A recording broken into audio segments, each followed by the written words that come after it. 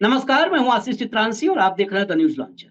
बिहार में खेला होगा, ये बार बार चर्चा होती है। बिहार के पत्रकार, राजनीतिक विश्लेषक, बिहार की राजनीति को समझने वाले हर दिन सूत्रों के हवाले से तमाम ऐसी खबरें आती हैं और खासकर नीतीश के दांव पेच कि बार बार चर्चा में ये शुरू हो जाता है, चर्चा में बात होने लगती है कि बिहार में कोई बड़ा खेल होने वाला है। लेकिन कभी ठोस तथ्य सामने नहीं होते हैं, रेयर ही होते हैं। इस बार तथ्य सामने आए और ये तथ्य बड़ा हैरान करने वाले हैं। भाजपा को हराने वाले लोगों को नीतीश कुमार ने बम्पर इनाम देना शुरू किया है और इस इनाम की कड़ी को अगर थोड़ा एक्सटेंड कर देंगे, इसको एक्सटेंशन दे दिया नीतीश कुमार ने 2025 तक, तो क्या बिहार के विधानसभा चुनाव में भी नीतीश कुमार खेला करने वाले हैं? क्या नीतीश कुमार 2020 का बदला 2025 में लेंगे? 5 साल की और अनुभव के बाद और मैच्योरिटी के बाद? क्या चिराग मॉडल का बदला जिलाध्यक्ष मॉडल से लेंगे? ये सब तथ्यों के साथ हम समझेंगे, लेकिन इसको समझने के लिए पहले हम बिहार के सियासी मामलों के जानकार, बारीक समझ रखने वाले अभिषेक कुमार को जोड़ते हैं चर्चा। अभिषेक से हम सवाल करें उससे पहले तथ्यात्मक रूप से, मैंने कहा था ना फैक्ट्स बताएंगे। आज सूत्रों के हवाले से कुछ भी नहीं है, जो है सामने है। जिला का नाम सामने है, हारने वाले का नाम सामने है, हरवाने वाले का नाम सामने है, जैसा आरोप लगाया जाता है, जैसा स्थानीय स्तर पर लोग कहे और हारने वालों ने भी कहा। सब कुछ सामने है। इनाम किसको मिला वो भी सामने है और किसे इनाम नहीं मिला वो भी सामने है। तो उनका नाम मैं अभिषेक पहले क्लियर कर दूं, फिर मैं सवाल पे आता हूं, उसको बेहतर तरीके से आपसे समझेंगे। दरअसल भाजपा जिन सीटों पर इस लोकसभा चुनाव में बिहार में हारी थी, उनमें एक सीट है औरंगाबाद। औरंगाबाद में जो जिलाध्यक्ष थे, अभी नीतीश कुमार ने बिहार में जिलाध्यक्षों में फेरबदल, मतलब कुछ नई नियुक्तियां की हैं, कुछ हटाए गए हैं। जो जिलाध्यक्षों की नियुक्ति हुई है, संगठन, और संगठन की चर्चा इसलिए जरूरी है क्योंकि संगठन ही, चाहे जेडीयू हो या कोई भी पार्टी हो, उस पार्टी की रीढ़ है, वेन्स, नसें हैं जिसके जरिए रक्त प्रवाहित होता है। तो संगठन में जिला का अगर मुखिया बदला जा रहा है तो क्यों बदला जा रहा है, कंटिन्यू किया जा रहा है तो क्यों किया जा रहा है, ये समझना जरूरी है। ये समझने के लिए ही अभिषेक हमारे साथ है।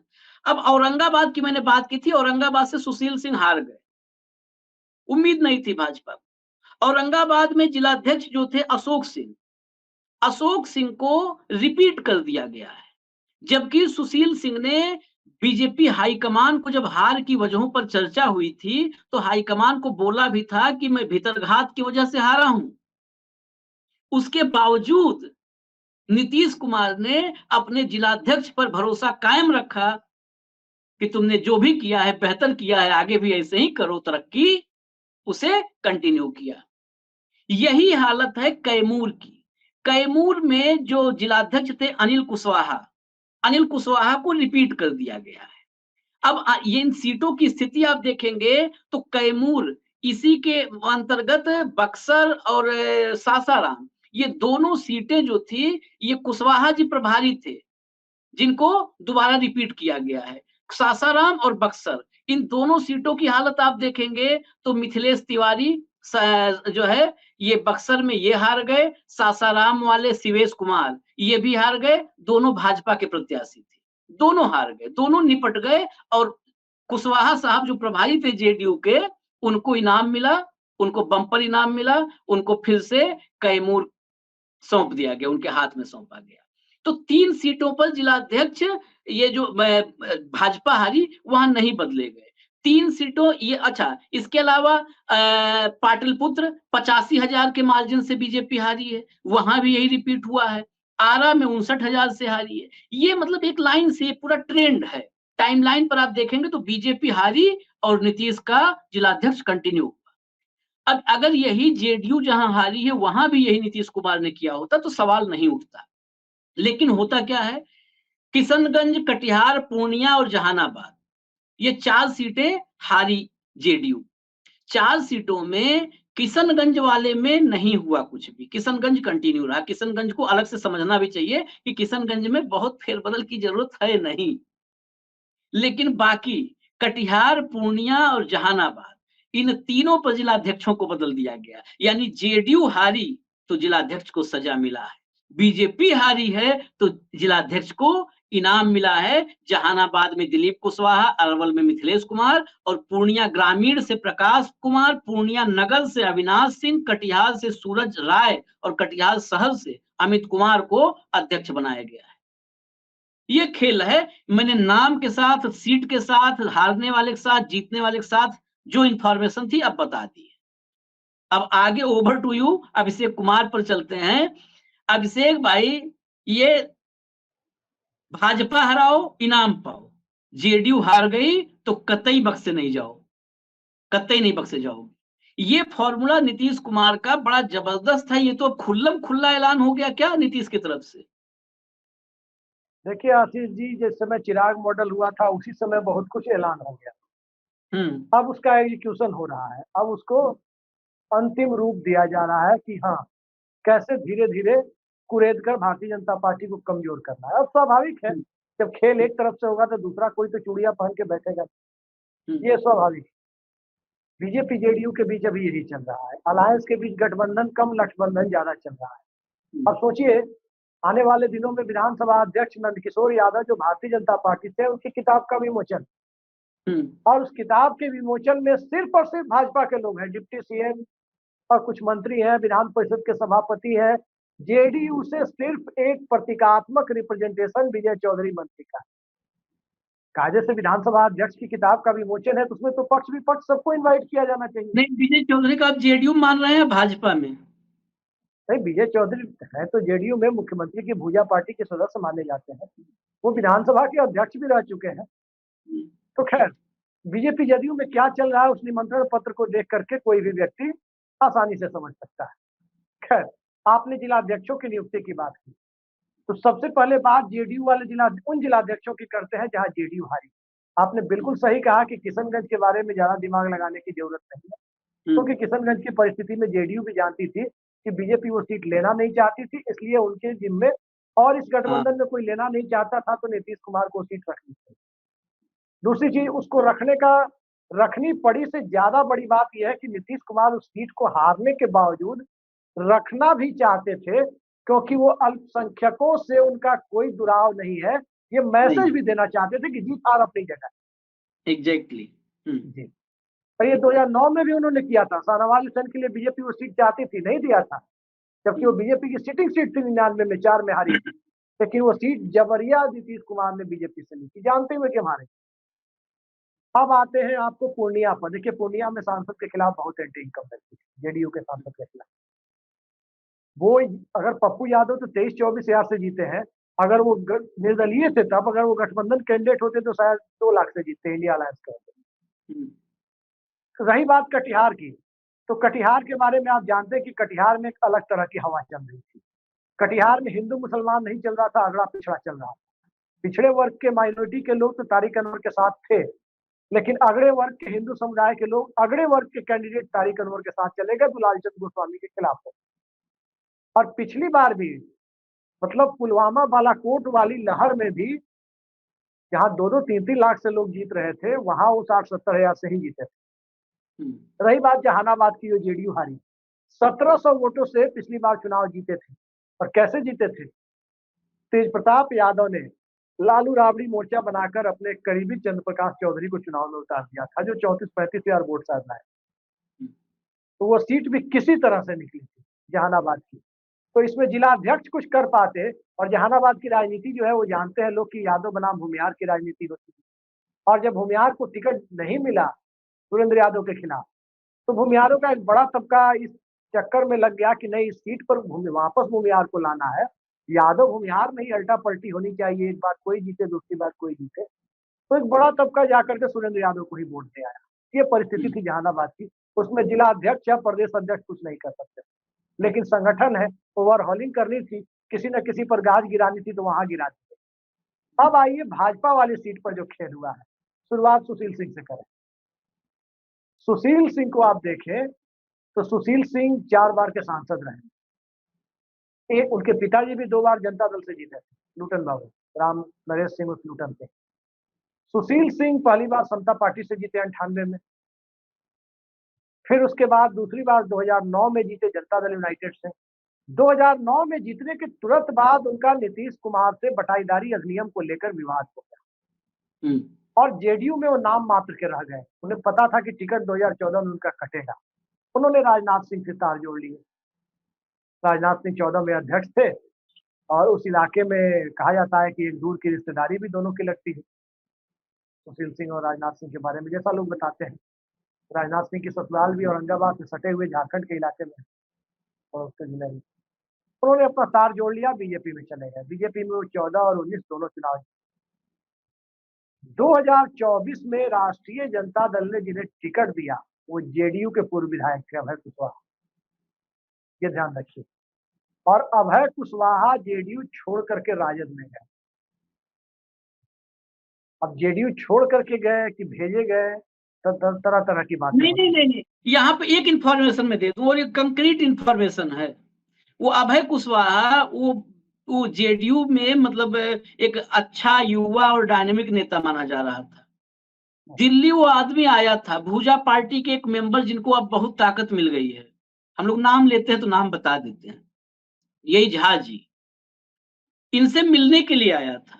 ये मैं आपको वो फैक्ट इंफॉर्मेशन दे रहा हूं जो मतलब ऐसा नहीं कि कोई सूत्र उत्र नहीं है यहाँ।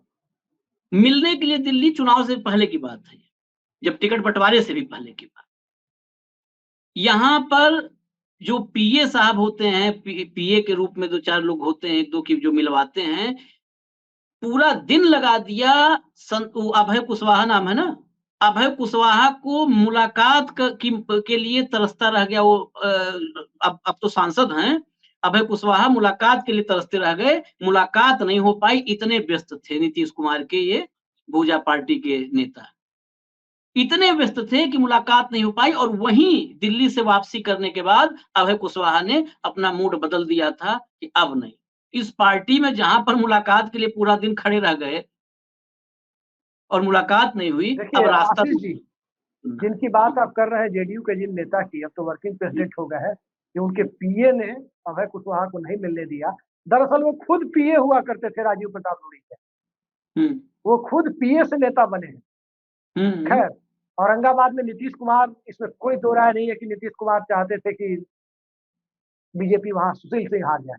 रामकृपाल यादव के बारे में देखिए, रामकृपाल यादव को हराना उतना बड़ा मुद्दा नहीं था जितना कि मीसा भारती को जिताना वहां मुद्दा था। मीसा भारती को, आप रोहिणी आचार्य कभी कभार नीतीश कुमार के खिलाफ उटपटांग ट्वीट करते थे, आज तक कभी भी मीसा भारती ने नीतीश कुमार के खिलाफ एक आध राजनीतिक बयान दिए होंगे जो विरोध में रहते हुए आलोचना के होते हैं। निजी टिप्पणियां जिस स्तर पर जाकर रोहिणी आचार्य की टिप्पणियां होती है, ठीक है, जो उन्होंने अपने पिता के लिए किया वो अनुकरणीय है, लेकिन इसका मतलब ये नहीं है कि उनकी ट्वीट की भाषा को कोई सभ्य आदमी समझ सकता है, जो कई बार वो कर जाती है। दोनों दो चीजें। उस स्तर पर जाकर मीसा भारती नहीं बोलती थी, और जितने नीतीश कुमार के करीबी, यहाँ तक कि उनके समुदाय के लोग बड़े पैमाने पर रामकृपाल यादव का विरोध कर रहे हैं, तो इसका फायदा मीसा भारती को मिला। वहां भी पटना ग्रामीण जिला अध्यक्ष है, वहां उनको भी बदला नहीं गया। अब चलिए कैमूर, 4 विधानसभा 2 लोकसभा में 2-2 है, सासाराम और राकर सिंह वाले बक्सर में, और इन दोनों सीटों पर बीजेपी हारी है।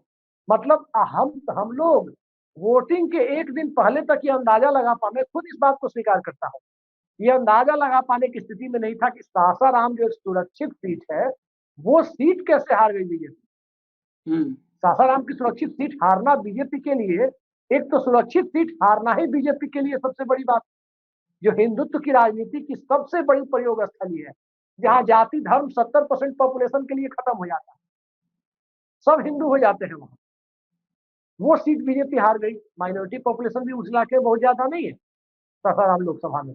बाहर के लोग समझते होंगे कि शेर शाह का मकबरा वहां है तो बहुत ज्यादा मुस्लिम होंगे, ऐसी बात नहीं है सर, बहुत कम है। अब बक्सर की बात है, बक्सर की सीट एक ऐसी सीट थी जहां सुधाकर सिंह को हराने के लिए आपको इस बार कम से कम किसी तपे तपाए स्थानीय नेता की जरूरत है। आप सुधाकर सिंह को नहीं हरा सकते थे। बक्सर में वही गलती भाजपा ने की जो राष्ट्रीय जनता दल ने शिवहर में की, सीतामढ़ी से लाकर ऋतु जायसवाल को लड़ाकर। सुधाकर सिंह भी 30,000 से जीते, लवली आनंद भी तकरीबन 30,000 से जीती, मतलब जीतू जायसवाल भी 30,000 से हारे। तो जो गलती वहां पर तेजस्वी यादव ने की, वही गलती यहाँ पर भाजपा ने की, गोपालगंज से उठा के ला दिया।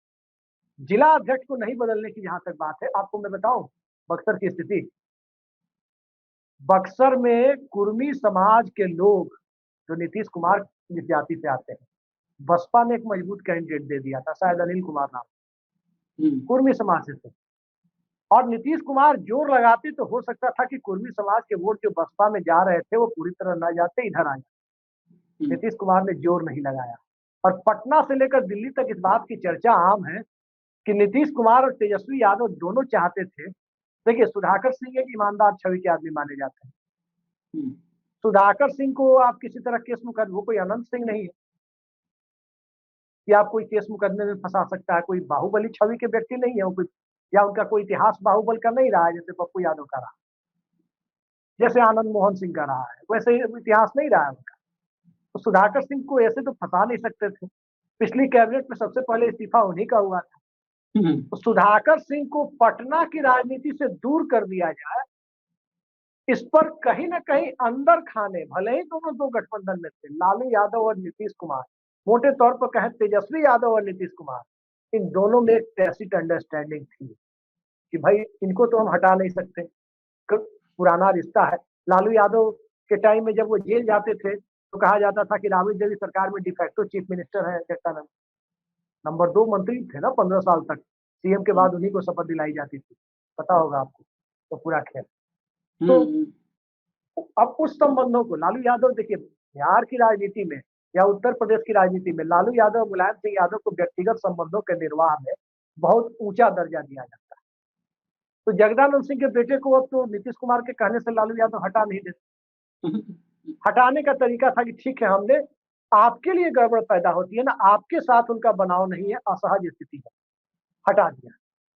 सुनील सिंह के लायक कोई लोकसभा सीट थी नहीं कि वो हटा पाते। सुनील सिंह को मंत्री नहीं बनाया था, सुनील सिंह भी बोलने से बाज नहीं आते। लेकिन जिस तरह से जिला अध्यक्षों का सिलेक्शन हुआ है, ये निश्चित तौर पर इस तरफ इशारा करता है कि जनता दल यूनाइटेड से भाजपा जो अपने आप को चिराग मॉडल से बड़ा बन रही थी, अब नीतीश कुमार ने तकरीबन बराबरी पर ला खड़ा किया। और स्थिति ये है कि अब सारे टर्म्स कंडीशन उनके अप्लाई होते जा रहे हैं। भाई क्या नहीं वो पूरा हो रहा है, सिवाय आरक्षण और विशेष राज्य के दर्जे को छोड़ के जो वो चाह रहे हैं वही हो रहा है। अब इस परिस्थिति में भारतीय जनता पार्टी की राजनीति उलझती जा रही है, और जितनी उलझेगी बीजेपी की राजनीति उतना नीतीश कुमार के लिए एक सुटेबल कंडीशन, क्योंकि बिहार की राजनीति में अब भी प्रशांत किशोर जितना जोर लगाते, एक बात तय मानिए, नीतीश कुमार भले 15 साल 19 साल से मुख्यमंत्री हो, बिहार की राजनीति 1995 के चुनाव से आज तक 29 सालों से 29 ईयर से एक ही फैक्टर पर चलती है, लालू समर्थन या लालू विरोध। हाँ, लालू यादव ही बिहार चुनाव के सबसे बड़े फैक्टर, क्योंकि वो बिहार के सबसे बड़े जनाधार वाले नेता है, इस बात से कोई इनकार नहीं कर सकता। नहीं कोई नहीं। हाँ, तो लालू समर्थन और लालू विरोध की राजनीति जब तक चलती रहेगी तब तक नीतीश कुमार, उसमें भी बीजेपी फंसी रहेगी। अपने बहुमत का आंकड़ा तो मिला नहीं, 282 और 303 नहीं मिला है ना, अब तो 240 पे है, अब तो सलाम ठोकने की जरूरत है। बाकी जिद ठीक है, बीजेपी के फंडामेंटल से टकरा रहा है जाति जनगणना का मुद्दा, बीजेपी और आरएसएस के पूरे नैरेटिव से टकरा रहा है आपको वो क्या बोलते हैं विशेष राज्य के दर्जे का मुद्दा। तो जब वहां से टकरा रहा है तो चलिए उसको ठंडे बस्ते में फिलहाल जब तक रख सकते हैं, बाकी जगह वो लोग झुके हुए हैं। क्योंकि कोई भी सरकार, देखिए जिसकी दिल्ली में सरकार है अपनी सरकार गिराना नहीं चाहता, इस स्थिति में कांग्रेस भी होती है, यही काम करती है। कांग्रेस को जब न्यूक्लियर डील पर समर्थन की जरूरत थी, कौन नहीं जानता है कि सीबीआई के डायरेक्टर अमर सिंह की मर्जी से तय हुआ था। जिस दिन मनमोहन सिंह ने बहुमत हासिल किया था न्यूक्लियर डील के बाद, किसी बड़े अंग्रेजी अखबार की हेडिंग थी यूपीए अमर रहे, याद है? पहले पेज पर जो बाईलाइन थी यूपीए अमर रहे, याद है कि नहीं? नहीं, मैं आप तो ये स्थिति है कि आज की तारीख में नीतीश कुमार उन दो मुद्दों को हटा करके विशेष राज्य का दर्जा और नवी अनुसूची, बाकी सब जगह अपनी चला रहे हैं। अब उनका कोई कुछ बिगाड़ भी नहीं सकता। ज्यादा इधर उधर करेंगे तो लालू यादव भी लालायित है कि आ जाए हमारे साथ। ये कोई डर की बात तो है नहीं कि लालू यादव खुल के कह रहे तेजस्वी यादव की चाचा सरकार गिराई।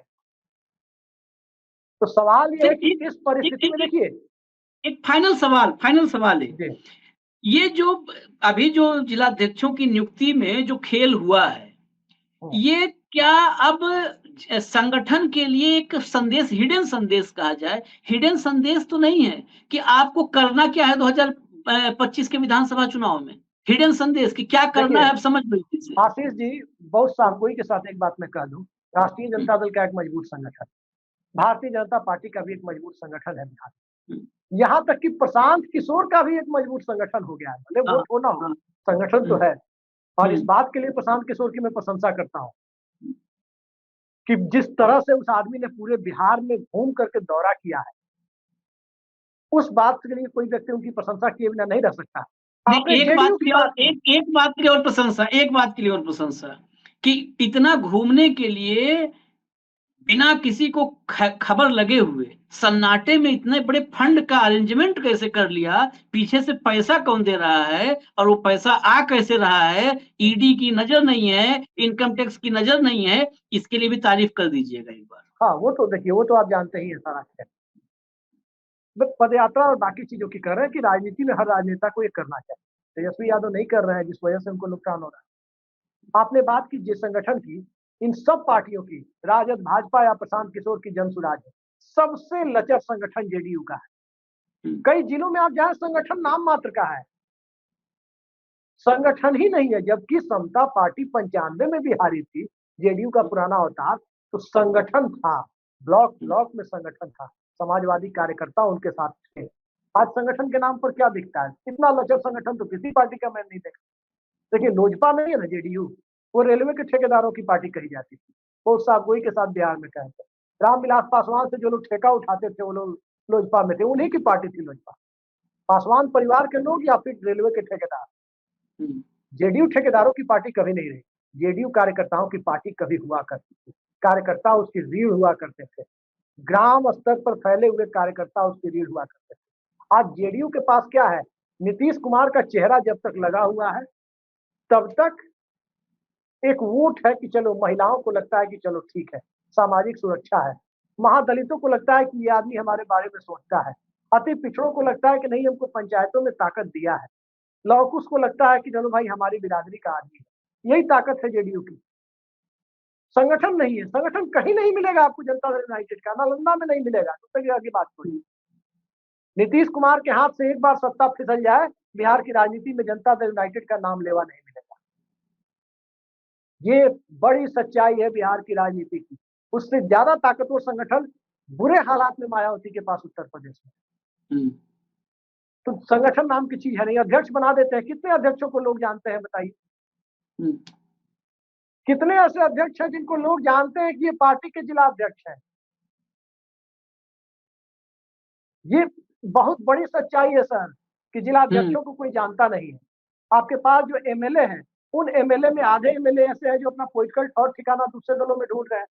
ये तो ये कहिए बिल्ली के भाग से छीका टूटने जैसी स्थिति है। सुप्रीम कोर्ट का जजमेंट और लोकसभा चुनाव का जनादेश, जिसमें जदयू को एक बार्गेनिंग पावर की स्थिति में लाके खड़ा कर दिया, जिससे पार्टी बिखरने से बच गई।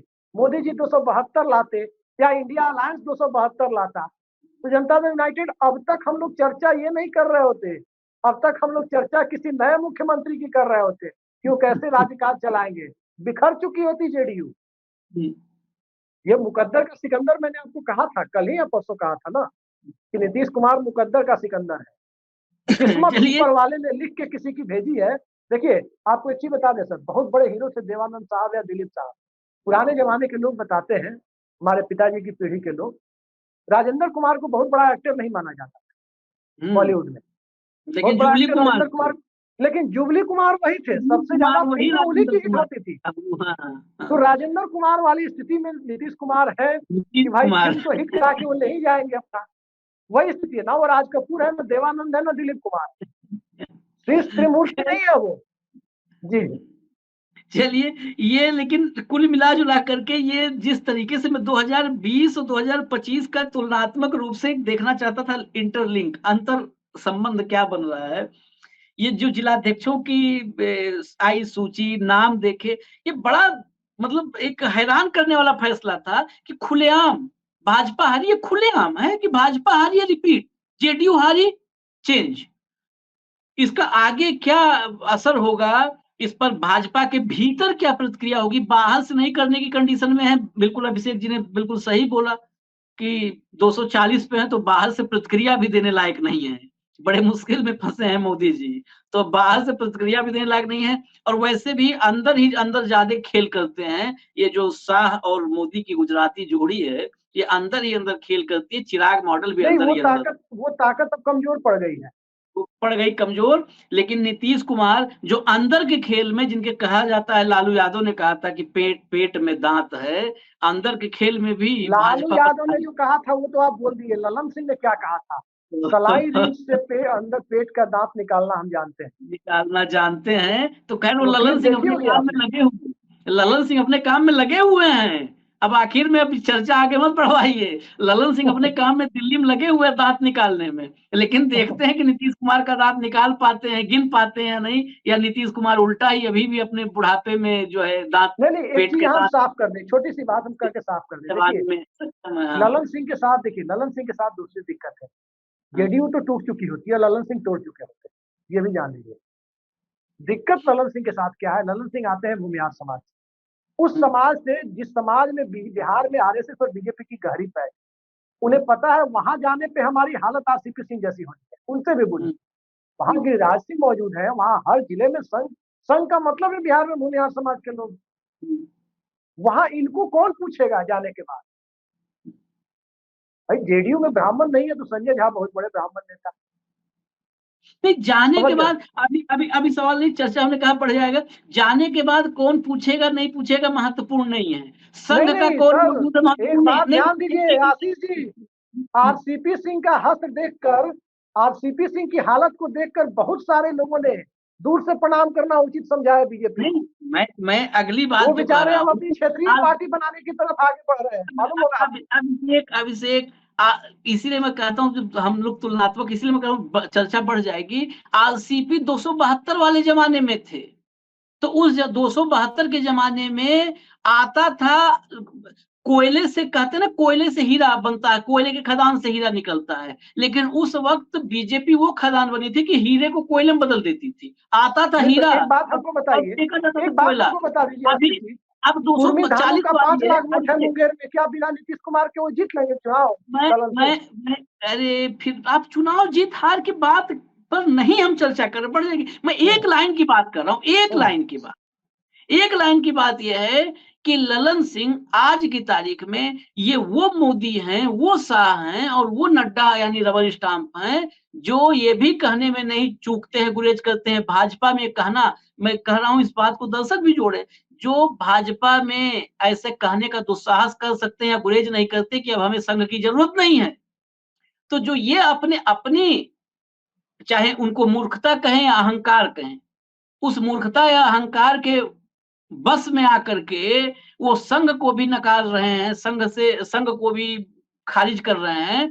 तो वो संघ और संगठन और भूमिहार उस सबको, ललन सिंह को देखिए, जब तमाम ऐसी कहावतें हैं, नाज मनुष्य पर छाता है तो पहले विवेक मर जाता है, और ऐसे ऐसे तमाम चीजें हैं। जब आदमी को लोभ और लालच दिखता है तो क्या होगा, आएंगे क्या? आरसीपी सिंह इतने मूर्ख थे? आरसीपी सिंह ने एक लंबा वक्त गुजारा, नौकरशाही से लेकर के नीतीश कुमार जैसे, जिनको नीतीश कुमार को आप चाणक्य कहते हैं, नीतीश कुमार के वो चाणक्य हुआ करते थे, हम लोग ही कहते थे नीतीश कुमार का थिंक टैंक है आरसीपी सिंह। वो थिंक टैंक कहाँ चला गया? न थिंक रहा और न टैंक रहा, टैंक भी खाली हो गया, बिना फ्यूल का टैंक हो गया, ईंधन ही नहीं रहा। तो उसी आरसीपी को हम लोग तमाम पत्रकार कहते थे कि आरसीपी सिंह थिंक टैंक है, थिंक टैंक नीतीश कुमार का। कहाँ है थिंक टैंक?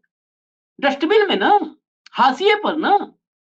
तो यही बात, जब लोभ, लालच और नाश ये छा जाता है तो सब विवेक मर जाता है। तो इसी का इस्तेमाल हम लोग चर्चा से इधर जा रहे हैं। ललन सिंह अब दांत गिनने की कोशिश में है, गिन पाते नहीं गिन पाते हैं, प्रयास सब कर रहे हैं, अपनी अपनी कोशिश में सब लगे हुए हैं।